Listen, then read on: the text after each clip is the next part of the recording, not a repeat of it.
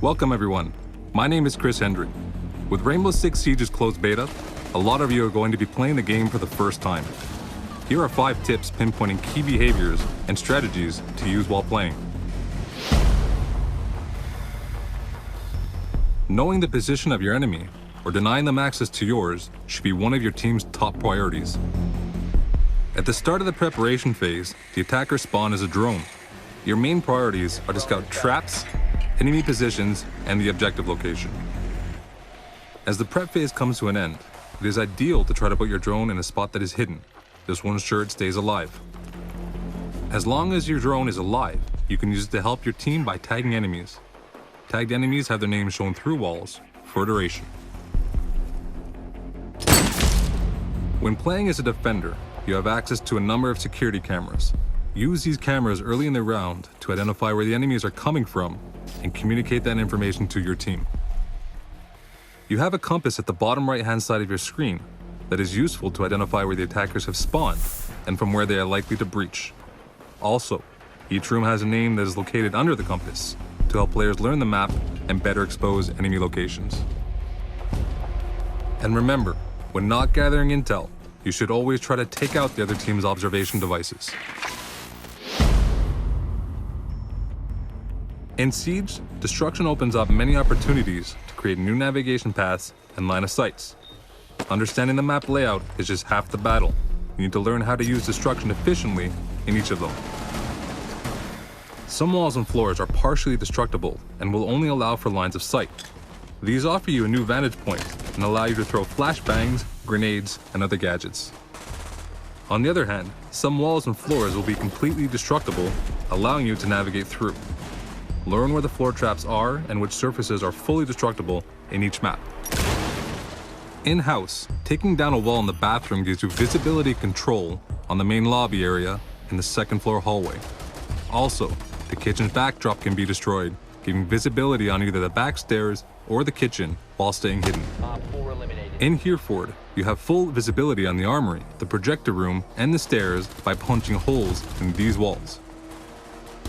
Lastly, in Consulate, you have access to one of the objective rooms in the basement if you breach the trapdoor inside the reception desk on the main floor.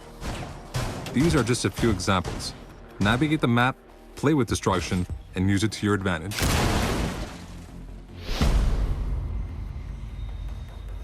The game is built around a unique pick system, which means that no same operator can be selected twice during a round.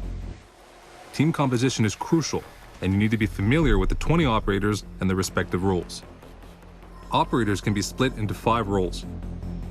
Point men are typically the ones who are in first line facing the threat.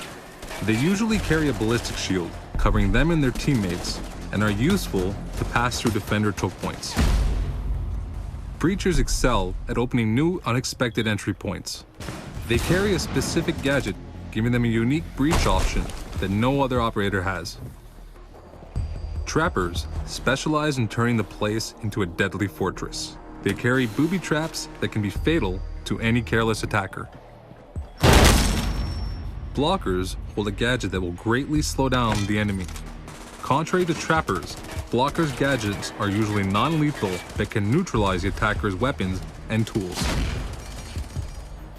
If you're more into assisting your team, you can play as a support.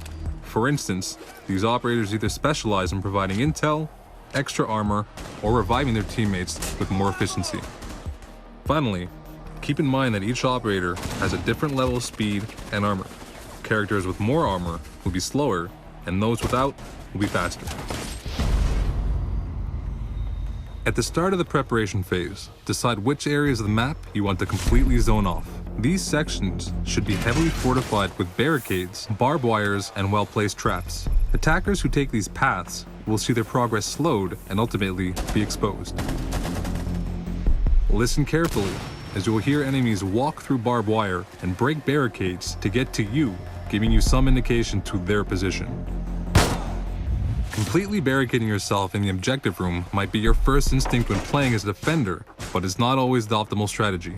By doing so, your team gives the attackers full freedom to close in on you like fish in a barrel.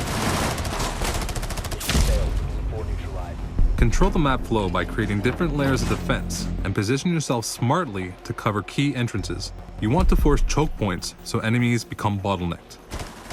Wooden barricades are unlimited, so don't hesitate to optimize your defense throughout the round. Remember, keep a path open in the objective room if you need to retreat quickly or need help from your team. The clock is the defender's best ally. The more time that passes, the more pressure the attacking team feels. Therefore, the less time that is left in a round, the more chances attackers will make mistakes as they become rushed and disorganized. As a defender, try to slow down the attackers by using all of your tools, traps, and gadgets. By smartly covering all the potential entry points close to the objective, you run the clock and put pressure on the attackers to make a move. If you're the last defender alive, and the remaining time is close to 0, then you might want to hide somewhere near the objective and wait. Certain operators like Smoke can often delay the clock a great deal and win the round without even shooting a bullet. As an attacker, you want to create chaos, panic, and misdirection for the defenders. Observe where the defenders are positioned and create diversions by using grenades and breach charges to form a coordinated attack. During the confusion, try to close in on the objective. A great tool is Fuse's cluster mine that punches a small hole in a wall and unloads 4 grenades in one single room. This will force the defenders to get out of the way and leave them exposed. Thank you for watching our tip video, and I'll see you in the closed beta.